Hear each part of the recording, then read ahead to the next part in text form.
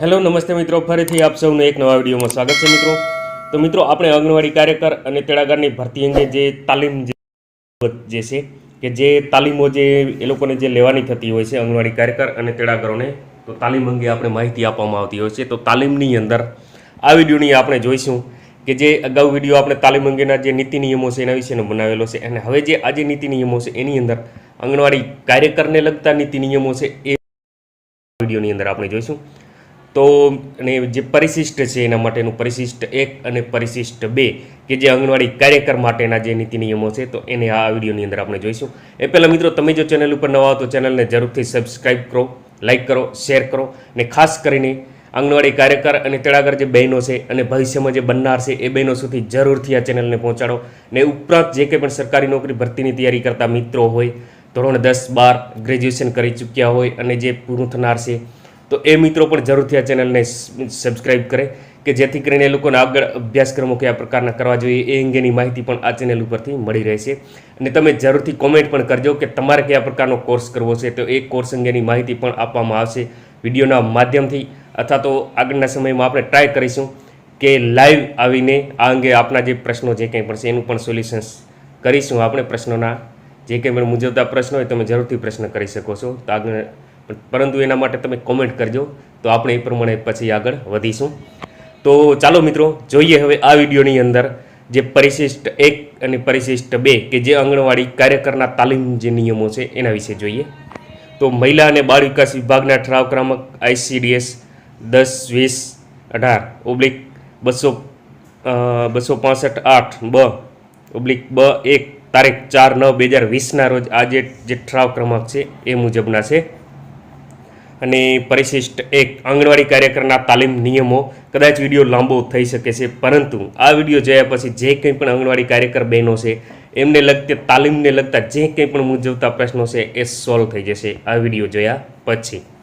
તો ચાલો આગળ. હવે આંગણવાડી દ્વારા વિતરણ કરવામાં આવતી વિવિધ સેવાઓ અંગે માહિતગાર કરવા માટે અને આંગણવાડીના સંચાલનમાં તેઓની ભૂમિકા, કાર્યો અને ફરજોની સમજ સ્પષ્ટ બને તે માટે આંગણવાડી કાર્યકરના કાર્યકાળમાં પૂર્વ સેવા તાલીમ, ઇન્ડક્શન તાલીમ તથા આંગણવાડી સંચાલનની નવી બાબતો અને નવા માપદંડો અંગે માહિતગાર કરવા દર વર્ષે એટલે કે દર 2 વર્ષે રિફ્રેશર તાલીમ લેવાની રહેશે, જે નીચે દર્શાવ્યા મુજબ છે. 1. પૂર્વ સેવા તાલીમ. હવે એની અંદર 1 છે આંગણવાડી કાર્યકરની માનદ સેવામાં નવા જોડાયેલા માનદકર્મીઓ જે છે નવા જોડાયેલા છે, તો એમણે પૂર્વ સેવા તાલીમ લેવાની રહેશે, તેમજ આ તાલીમ હાજર થયેથી 1 વર્ષમાં સંતોષકારક રીતે તાલીમ પૂર્ણ કરવાની રહેશે. સૌથી પહેલાં પૂર્વ સેવા તાલીમ છે એ જે આંગણવાડી કાર્યકર બેન સિલેક્ટ થાય છે, તો એ બહેનોએ સિલેક્ટ થાય ત્યારથી કરી અને 1 વર્ષની અંદરના ગાળામાં આ તાલીમ જે છે એ એક સંતોષકારક રીતે પૂર્ણ કરવાની રહેશે. 2. પૂર્વ સેવા તાલીમનો સમયગાળો 60 દિવસનો રહેશે, એટલે કે જે નોકરીમાં જોડાય છે જે બેન, એમનો આ જે તાલીમનો સમયગાળો જે છે તો એ 60 દિવસનો રહેશે. સદર તાલીમ પરિશિષ્ટ 2માં જણાવ્યા મુજબ 2 ભાગમાં લેવાની રહેશે. ભાગ 1 અંતર્ગત તાલીમ સંસ્થામાં 32 દિવસની નિવાસી તાલીમ અને ભાગ 2 અંતર્ગત 28 દિવસની હેન્ડ્સ ઓન તાલીમ લેવાની રહેશે. તો એના અંગે આપણે આગળ જોઈશું. આ જે તાલીમ જે છે ભાગ 1 અને ભાગ 2 મળીને કુલ 60 દિવસની તાલીમ જે આંગણવાડી કાર્યકર તરીકે જે બેન સિલેક્ટ થનાર છે તો એ બહેનોએ લેવાની છે. 3. રાષ્ટ્રીય જન સહયોગ અને બાળ વિકાસ સંસ્થા NIPCCD એનું શોર્ટ ફોર્મ છે દ્વારા નક્કી કરવામાં આવેલ અભ્યાસક્રમ મુજબ મહત્તમ 35 તાલીમાર્થીઓની બેન્ચ સાઇઝમાં ભાગ 1ની તાલીમ મહિલા અને બાળ વિકાસ વિભાગ દ્વારા નિયત થયેલ તાલીમ સંસ્થાએ આપવાની રહેશે. તો આ જે તાલીમાર્થીઓની બેન્ચ જે છે એ 35 તાલીમાર્થીઓની નક્કી કરવામાં આવશે, અને એ અંગે જે મહિલા અને બાળ વિકાસ વિભાગ જે છે એમના દ્વારા જે નિશ્ચિત કરાયેલી જે કંઈ પણ સંસ્થા છે એના દ્વારા આપવામાં આવશે. ભાગ 1ની નિવાસી તાલીમ દરમિયાન તાલીમાર્થીને રહેવાની અને જમવાની વ્યવસ્થા તાલીમ સંસ્થા દ્વારા પૂરી પાડવાની રહેશે. તો આ જે તાલીમ જે છે ભાગ 1ની તાલીમ જે છે તો એ જે કંઈ પણ આંગણવાડી કાર્યકર તરીકે સિલેક્ટ થનાર બહેનો છે તો એમણે એના માટે એ નિવાસી તાલીમ છે, અને એ તાલીમ માટે સંસ્થામાં રહીને જે નક્કી કરવામાં આવે એ મુજબ તાલીમ લેવાની રહેશે. તાલીમમાં હાજર થનાર દરેક આંગણવાડી કાર્યકરને ₹450નું પ્રવાસ ભથ્થું મળવાપાત્ર રહેશે. તાલીમ પૂર્ણ થયેથી મૂલ્યાંકનના ભાગરૂપે તાલીમાર્થ પરીક્ષા લેવાની રહેશે. તાલીમાર્થ પરીક્ષા પાસ કરનાર તાલીમાર્થીઓને પ્રમાણપત્ર આપવાનું રહેશે.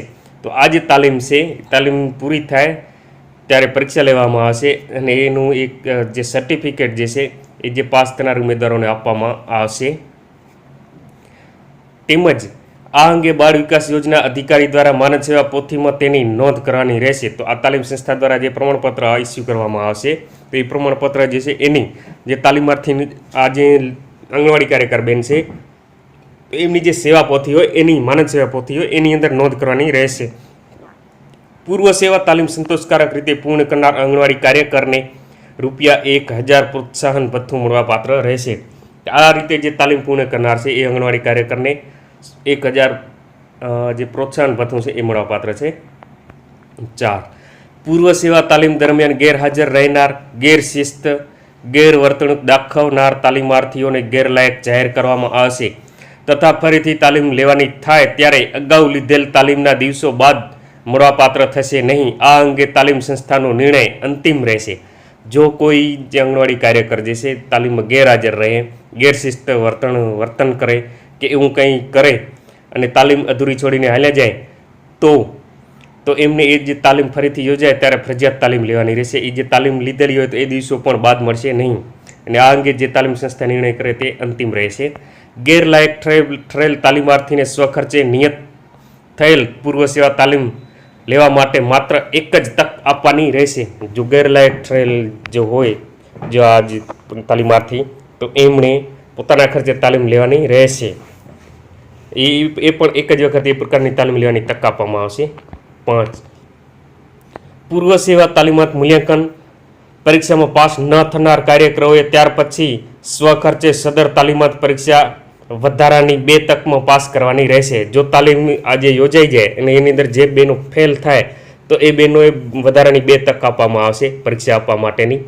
તાલીમાર્થ પરીક્ષા પાસ કરવાની ઉપરોક્ત 3 તકમાં જો તાલીમાર્થી પરીક્ષા પાસ ના કરે તો વધારાની 1 તક જે છે એ કૃપા આપવા અંગેનો નિર્ણય બાળ વિકાસ યોજના અધિકારીએ જિલ્લા પ્રોગ્રામ અધિકારીની મંજૂરીથી કરવાનો રહેશે. જો ઉપર પ્રકારની જે 3 જે તાલીમની વાત કરી એમાંય પણ પાસ ન થાય તો ચોથા પ્રયત્ન માટે એટલે કે કૃપા તક એ જે સંકલિત બાળ વિકાસ યોજના અધિકારી છે એમણે પ્રોગ્રામ અધિકારીશ્રીની મંજૂરીથી મેળવવાનો રહેશે અને તો એક ચોથી પણ તક મળી શકે જેને કૃપા તક તરીકે ઓળખવામાં આવે છે. તો એ રીતે વહીવટી કારણોસર આંગણવાડી કાર્યકરની પૂર્વ સેવા તાલીમ લેવાયેલ ન હોય ત્યારે આંગણવાડી કાર્યકરે ઇન્ડક્શન તાલીમ અંતર્ગત ભાગ 1ની 8 દિવસની નિવાસી તાલીમ લેવાની રહેશે. ત્યારબાદ જ્યારે પૂર્વ સેવા તાલીમ ગોઠવાય ત્યારે ફરજિયાત 32 દિવસની ભાગ 1ની નિવાસી તાલીમ લેવાની રહેશે. પરંતુ પૂર્વ સેવા તાલીમના ભાગ 2ની હેન્ડ્સ ઓન તાલીમમાંથી મુક્તિ મળવાપાત્ર થશે જો આ રીતના થશે તો. 7. પૂર્વ સેવા તાલીમના ભાગ 2ની 28 દિવસની હેન્ડ્સ ઓન તાલીમના પ્રથમ અઠવાડિયા દરમિયાન આંગણવાડી કાર્યકર જે આંગણવાડીમાં માનદ સેવા કર્મી તરીકે જોડાવાના છે તે આંગણવાડીના હાલના અથવા નિવૃત્ત થયેલા કાર્યકર તેડાગર પાસેથી આંગણવાડીમાં નોંધાયેલ લાભાર્થી, આંગણવાડીનું સંચાલન, સ્માર્ટફોનનો ઉપયોગ, આંગણવાડીના અન્ય સાધનો અને સુવિધા વગેરેની પ્રત્યક્ષ માહિતી મેળવવાની રહેશે. હેન્ડ્સ ઓન તાલીમના બીજા અને ત્રીજા અઠવાડિયા દરમિયાન તાલીમાર્થીએ કાર્યકરને સંબંધિત બાળ વિકાસ યોજના અધિકારી તથા મુખ્ય સેવિકાએ સેજા ઘટક, પેટા આરોગ્ય કેન્દ્ર, પ્રાથમિક આરોગ્ય કેન્દ્ર અને અન્ય કચેરી વિભાગો સાથે સંકલનની તાલીમ આપવાની રહેશે. હેન્ડ્સ ઓન તાલીમના ચોથા અઠવાડિયામાં તાલીમાર્થી કાર્યકરને ફરી સંબંધિત આંગણવાડીના સંચાલન અંગે હાલના અથવા નિવૃત્ત થયેલા કાર્યકર તેડાગર પાસેથી માહિતી મેળવવાની રહેશે. આજે 28 દિવસની તાલીમ છે આ એના અંગેની માહિતી છે, તમને મળી ગઈ છે, છતાં તમે વાંચી લેજો. હું વાંચું છું, કદાચ કોઈ લાઈન છૂટી જાય, ધ્યાન રાખજો, કદાચ બાય ચાન્સ બની શકે. 2. ઇન્ડક્શન તાલીમ ભાગ 1ની તાલીમ આપણે જોઈ લીધી. હવે જે આપણે જોઈશું આને જે ઇન્ડક્શન તાલીમ છે એની અંદર 1. આંગણવાડી તેડાગરમાંથી અગ્રતા ધોરણે પસંદગી પામેલા આંગણવાડી કાર્યકરે ઇન્ડક્શન તાલીમ લેવાની રહેશે તેમજ આ તાલીમ 1 વર્ષમાં સંતોષકારક રીતે પૂર્ણ કરવાની રહેશે. આ ઇન્ડક્શન તાલીમ છે કે જે આંગણવાડી તેડાગરમાંથી આંગણવાડી કાર્યકર તરીકે જે બેન નિમણૂક થયા હોય, પસંદગી થયા હોય તો એ બેનના માટે છે. 2. ઇન્ડક્શન તાલીમનો સમયગાળો 30 દિવસનો રહેશે. સદર તાલીમ 2 ભાગમાં લેવાની રહેશે. ભાગ 1 અંતર્ગત સંસ્થામાં 8 દિવસની નિવાસી તાલીમ અને ભાગ 2 અંતર્ગત 22 દિવસની હેન્ડ્સ ઓન તાલીમ લેવાની રહેશે. તો આ જે ઇન્ડક્શન તાલીમ છે એની અંદર ભાગ 1 જે છે એમાં એ સંસ્થામાં રહીને 8 દિવસની તાલીમ લેવાની રહેશે કે જે નિવાસી છે, અને ત્યારબાદ બાકીના જે 22 દિવસની છે એ હેન્ડ્સ ઓન તાલીમ છે તો એ મેળવવાની રહેશે. 3. રાષ્ટ્રીય જન સહયોગ અને બાળ વિકાસ સંસ્થા દ્વારા નક્કી કરવામાં આવેલ અભ્યાસક્રમ મુજબ મહત્તમ 20 તાલીમાર્થીઓને બેચ સાઇઝમાં ભાગ 1ની તાલીમ મહિલા અને બાળ વિકાસ વિભાગ દ્વારા નિયત થયેલી તાલીમ સંસ્થાએ આપવાની રહેશે. તો આ જે તાલીમ છે આની અંદર 20 લાભાર્થીઓની આ 20 તાલીમાર્થીઓ જે છે એમની બેન્ચ રહેશે. ભાગ 1ની નિવાસી તાલીમ દરમિયાન તાલીમાર્થીને રહેવાની અને જમવાની વ્યવસ્થા તાલીમ સંસ્થાએ પૂરી પાડવાની રહેશે. તાલીમમાં હાજર રહેનાર આંગણવાડી કાર્યકરને ₹450નું પ્રવાસ ભથ્થું મળવાપાત્ર થશે. તાલીમ પૂર્ણ થયેથી મૂલ્યાંકનના ભાગરૂપે તાલીમાંત પરીક્ષા આપવાની રહેશે. તાલીમાંત પરીક્ષા પાસ કરનાર તાલીમાર્થીઓને પ્રમાણપત્ર આપવાનું રહેશે. તેમજ આ અંગે સંબંધિત બાળ વિકાસ યોજના અધિકારી દ્વારા તેઓની માનદ સેવા પોથીમાં નોંધ કરવાની રહેશે. 4. ઇન્ડક્શન તાલીમ દરમિયાન ગેરહાજર રહેનાર ગેરશિસ્ત વર્તણૂક દાખવનાર તાલીમાર્થીઓને ગેરલાયક જાહેર કરવામાં આવશે તથા ફરીથી તાલીમ લેવાની થાય ત્યારે અગાઉ લીધેલ તાલીમના દિવસો બાદ મળવાપાત્ર થશે નહીં. આ અંગે તાલીમ સંસ્થાનો નિર્ણય અંતિમ રહેશે. ગેરલાયક ઠરેલ તાલીમાર્થીને નિયત થયેલ ઇન્ડક્શન તાલીમ નિયમો અનુસાર લેવા માટે વધુમાં વધુ એક જ તક આપવાની રહેશે. 5.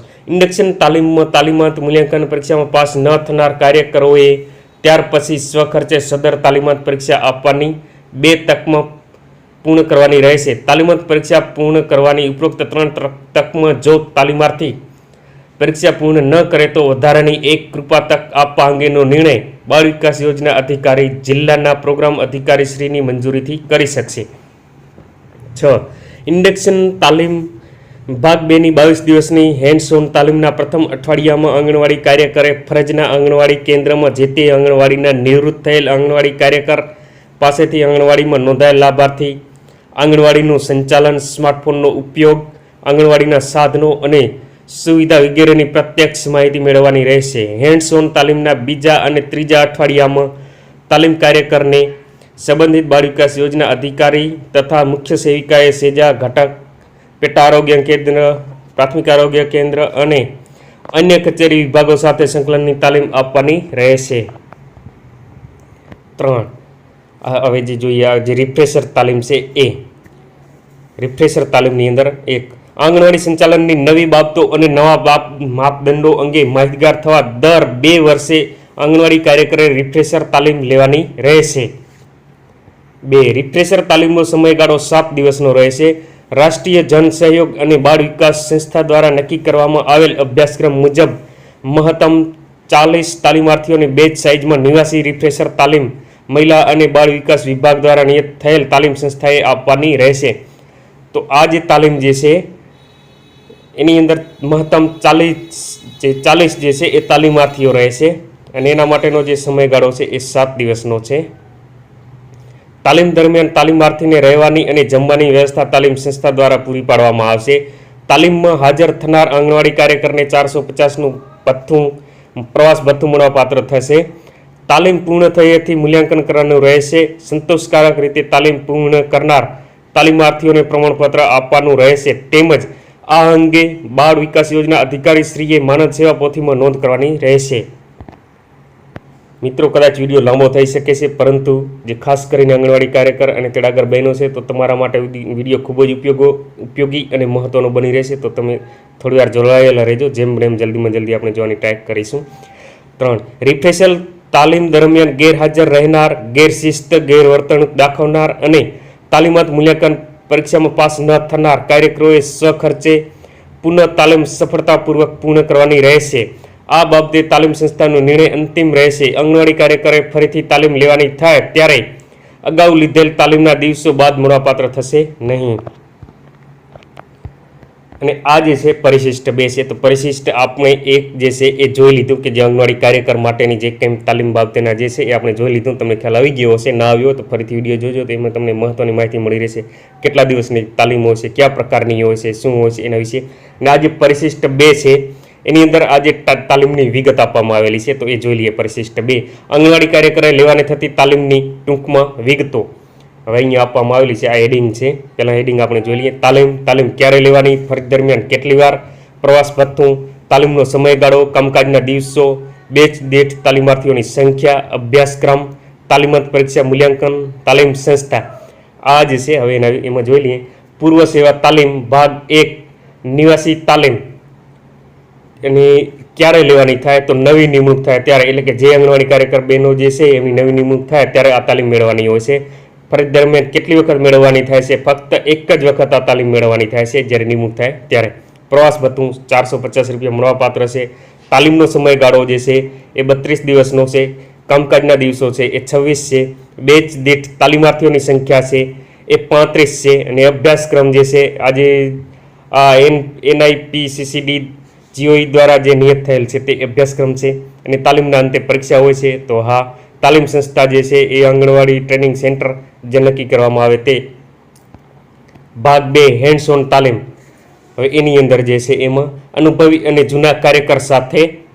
ભાગ 1 નિવાસી તાલીમ લીધા બાદ, કે જે નિવાસી તાલીમ પૂર્ણ થાય તો ત્યારબાદ આ તાલીમ લેવાની થાય છે અને ફક્ત એક જ વખત લેવાની થાય છે ફરજ દરમિયાન. અને આ જે તાલીમનો સમયગાળો છે એ 7 દિવસનો છે. એની અંદર કામકાજના દિવસો છે 7.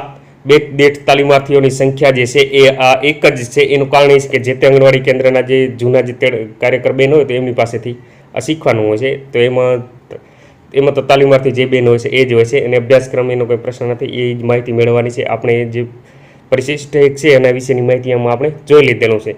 તાલીમના અંતે મૂલ્યાંકન, તો હા એ થનાર છે. પછી CDPO સાથે તાલીમ. જૂના કાર્યકર સાથે તાલીમ લીધા બાદ, તો આજે 7 દિવસની તાલીમ જે છે જૂના કાર્યકર સાથે લેવાઈ ગયા પછી જે 7 દિવસની પૂરી થાય બાદ પછી CDPO સાથે આ તાલીમ યોજાશે. એમાં જૂના કાર્યકર સાથે જે તાલીમ થઈ જાય પછી લેવાની રહેશે. એ પણ એક જ વખત લેવાની હોય છે અને એ પણ 7 દિવસની હોય છે. અને એના કામકાજના દિવસો 6 હોય છે ભરતીની સંખ્યા મુજબ. હવે આની અંદર જેટલી પણ નવી આંગણવાડી કાર્યકર બહેનોની જે ભરતી થશે તો એ બહેનોની યોજાશે. એની અંદર એ જે બહેનો હશે અને એ બહેનોની તાલીમ આપવામાં આવશે CDPO શ્રી દ્વારા. અને ત્યારબાદ મુખ્ય સેવિકા સાથેની તાલીમ જે છે એ CDPO સાથેની તાલીમ પૂર્ણ થયા બાદ જે મુખ્ય સેવિકા સાથે જે તાલીમ થનાર છે તો એ 7 દિવસની હશે. એ પણ જે ભરતીની જે તે સંખ્યા હોય એ મુજબ મુખ્ય સેવિકાઓ સાથે તાલીમ છે. નિમણૂકના સ્થળે જૂના કાર્યકર સાથે, તો મુખ્ય સેવિકાની સાથેની તાલીમ લીધા બાદ જે નિમણૂક સ્થળે જૂના કાર્યકર સાથે જે તાલીમ જે હોય છે જે 7 દિવસની હોય છે તો એ મુખ્ય સેવિકા સાથેની તાલીમ પૂર્ણ થાય ત્યાર પછી આ જે જૂના જે કાર્યકર સાથે તાલીમ મેળવવાની રહેશે. એ 7 દિવસની તાલીમ હશે. એની અંદર જે તે જૂના કાર્યકરને પોતે હશે એટલે કે એક જ સંખ્યા હશે. તો આ રીતે જે છે એ 60 દિવસની તાલીમ મેળવવાની છે. અને એના જે કામકાજના દિવસો જો જોવામાં આવે તો એ 50 દિવસો છે. અને ત્યારબાદ જે છે આ ઇન્ડક્શન તાલીમ છે તો એની અંદર પણ એ રીતે જ છે. તમે જે આ પરિશિષ્ટ છે એ જોઈ લેજો. એની આપણે અગાઉ જોઈ એમ જ છે, માત્ર કામગીરીના દિવસો ચેન્જ થાય છે. આ જે ઇન્ડક્શન તાલીમ છે એ પણ એની અંદર પહેલી વખત જ્યારે તેડાગરમાંથી કાર્યકર તરીકે જે પસંદગી થતા હોય તો એ બહેનો માટે આ ઇન્ડક્શન તાલીમ યોજના છે. જે નવી નિમણૂક થનાર જે બહેનો છે એના માટે નથી, માત્ર જે તેડાગરમાંથી જે કાર્યકર તરીકે જે બહેનોની સિલેક્શન થાય, પસંદગી થાય તો એવા બહેનોએ આ ઇન્ડક્શન તાલીમ મેળવવાની રહેશે. અહીંયા રિફ્રેશર તાલીમ છે એ દરેક આંગણવાડી કાર્યકર બહેનો છે એ દરેકે મેળવવાની હોય છે. અને એ નિવાસી તાલીમ છે દર 2 વર્ષે યોજાતી હોય છે. અને 30 વર્ષના સેવાકાળમાં 15 વખત આ તાલીમ યોજાશે. અને 450 દિવસે ભથ્થું મળવાપાત્ર હોય છે. આની અંદર 7 દિવસનો સમય હોય છે અને કામકાજના દિવસો 5 હોય છે. અને એની સંખ્યા જે છે બેન્ચ જે છે એ 40 કાર્યકરો જે હોય છે. અને પૂર્વ સેવા તાલીમ સંતોષકારક રીતે પૂર્ણ કરનાર કાર્યકરને ₹1000 પ્રોત્સાહન ભથ્થું પણ મળવાપાત્ર થતું હોય છે આની અંદર. પરંતુ એ પૂર્વ સેવા તાલીમ થયા બાદ ન કરીએ તો કંઈ પ્રશ્ન નહીં. તો આ જે છે આપણે પરિશિષ્ટ જે આંગણવાડી કાર્યકર માટેનું જે છે પરિશિષ્ટ 1 અને પરિશિષ્ટ 2 એ આપણે જોઈ લીધા. હવે જે આંગણવાડી કાર્યકરને લગતા જે કંઈ પણ જે તાલીમને લગતા મૂંઝવતા જે પ્રશ્નો છે બેનો તમારા એ પ્રશ્ન સોલ્વ થઈ ગયા હશે. છતાંય ન સમજાય તો વિડીયો ફરીથી જોઈ લેજો. આની અંદર તમને સંપૂર્ણ માહિતી મળી રહેશે. છતાંય ન સમજાય તો તમે અવશ્ય કોમેન્ટ કરજો, તો આ અંગે તમને જરૂરી માહિતી માર્ગદર્શન મળી રહેશે.